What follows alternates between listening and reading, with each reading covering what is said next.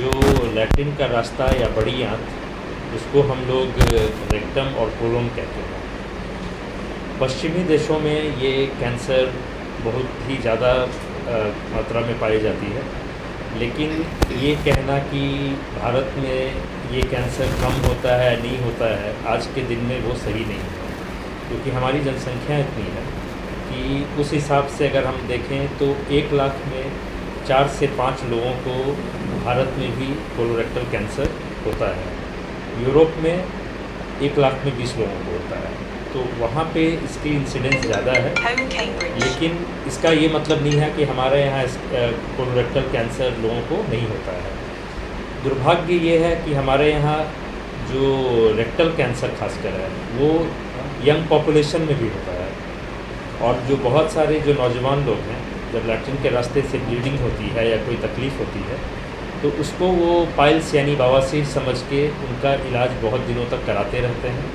इसमें जो specialist doctor जो कोलोरेक्टल सर्जन नहीं है या जीआई सर्जन नहीं है, वो भी इसको कई बार उसमें चकमा खा जाते हैं कि ये पाइल्स की ब्लीडिंग है, क्योंकि ज़्यादातर लोग ये मानते हैं कि कम उम्र के लोगों में कोलोरेक्टल कैंसर नहीं होता है, लेकिन ये सत्य नहीं है। कोलोरेक्टल कैंसर आपके जो है 15 से 20 साल के बच्चों में भी हमने देखा है, खासकर बिहार के कंटेक्स्ट में अगर हम बात करें तो ये जो स्पेशलिटी है कोलोरेक्टल सर्जरी, वो कोलोरेक्टल कैंसर जो है उसकी इलाज करती है, और साथ साथ जो पाइल्स, फिशर, फिस्टुला या बड़ी आंत, छोटी आंत की कोई अन्य बीमारी जैसे इन्फ्लेमेटरी बाउल डिजीज़, अपेंडिसाइटिस या कोई आंत में रुकावट, बाउल ऑब्स्ट्रक्शन, ये सब का इलाज होता है। होने के क्या कारण है, क्यों हो जाता है? इसके कई कारण हैं, जैसे कि जो वेस्टर्न कंट्री या इंडस्ट्रियलाइज्ड नेशन है, वहाँ बोलते हैं कि लोग प्रोसेस्ड फूड ज़्यादा खाते हैं, तो उसकी वजह से जो है कि आंतों में जो अच्छी बैक्टीरिया हैं उनकी नंबर में कमी होती है। उसके अलावा जो लोग खासकर जो कोयले पे बना हुआ सामान, तो विदेशों में भी बारबेक्यू करके लोग खाते हैं, यानी कि कोयला के ऊपर सामान को, खाने का सामान सेक के खाते हैं, तो उसमें कार्बन की मात्रा अधिक होती है, तो वो जब इंटेस्ट बड़ी आंत में जाती है तो उसको कार्सिनोजिन कहते हैं। जो तत्व कैंसर प्रोड्यूस करता है उसको जो है मेडिकल टर्म में कार्सिनोजिन कहते हैं।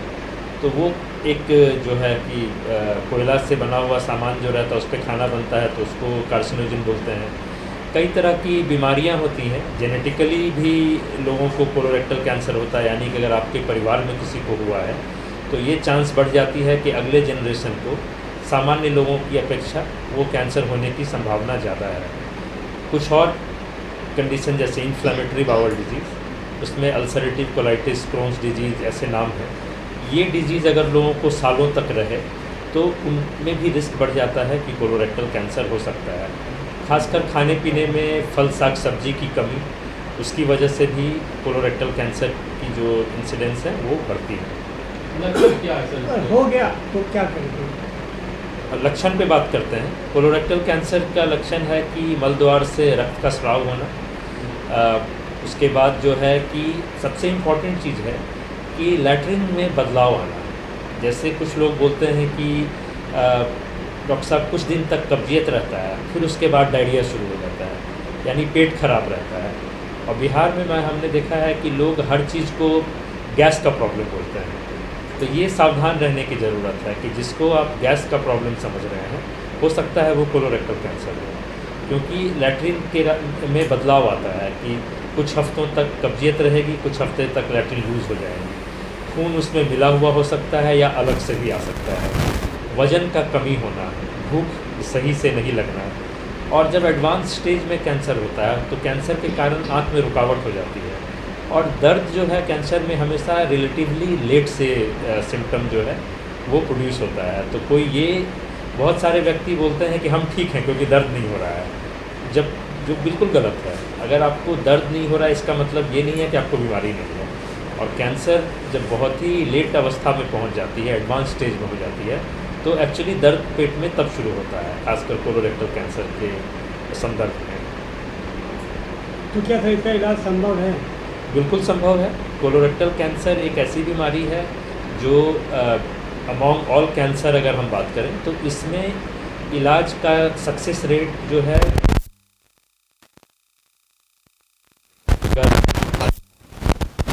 स्टमक अगर कोलोरेक्टल कैंसर का आउटकम हम देखें तो वो काफ़ी बेहतर है, और बेहतर और भी हो जाता है। जिस तरह से स्टेज 1 में अगर हम ट्रीटमेंट करते हैं तो 90-95% सक्सेस रेट है, वही स्टेज 2 में हम करते हैं तो 75-80% होता है।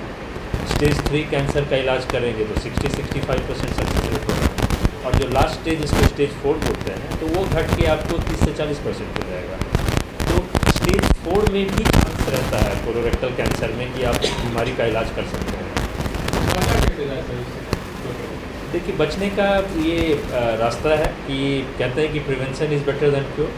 तो पहले है कि लाइफस्टाइल में सुधार लाना, कि खाने में फल साग सब्जी का उपयोग जो है ज़्यादा से ज़्यादा करना चाहिए, ताकि आंत जो है उसको लैट्रिन को निकालने में ज़्यादा मेहनत नहीं करना पड़े।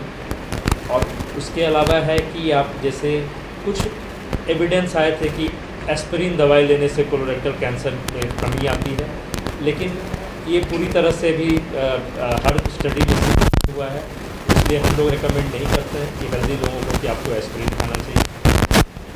लेकिन उसके बाद है कि प्रोसेस फूड है, यानी कि हमारे इंडिया में प्रोसेस फूड कम लोग खाते हैं। प्रोसेस फूड का मतलब है जैसे कि आपका ये हो गया जो पैक खाना होता है, जैसे विदेशों में लोग ज़्यादा खाते हैं। उसके बाद जंक फूड वगैरह हो गया, पिज़्ज़ा बर्गर ये सब टाइप की चीज़ें हैं। तो इन सब चीज़ खाने से जो है कोलोरेक्टल कैंसर जो है बढ़ता है। लेकिन हमारा इंडियन खाना जो घर में लोग कुक करके बनाते हैं, जिसमें फाइबर्स की मात्रा ज़्यादा होती है, तो उससे कैंसर में बचाव होता है। उसके बाद अगर आपके परिवार में किसी को अगर बीमारी कैंसर की बड़ी आंत संबंधित रही हो तो आप अपना भी रूटीन चेकअप कराएं। जैसे कि कोलोनोस्कोपी एक टेस्ट है कि अगर आपके परिवार में किसी को 60 साल की उम्र में या उससे कम उम्र में कोलोरेक्टल कैंसर हुआ है तो उस परिवार के सभी व्यक्तियों का जो भी ब्लड रिलेटेड है उनका जेनेटिक टेस्ट होना चाहिए, और एक सर्वेलेंस कोलोनोस्कोपी यानी कि कोलोनोस्कोपी करके जांच करना चाहिए। आपको दिक्कत है नहीं है उससे फ़र्क नहीं पड़ता है, लेकिन अगर आप एक सर्टेन एज ग्रुप में हैं तो आप में वो रिस्क है, तो इस तरह से आप उसका बचाव कर सकते हैं। हाँ,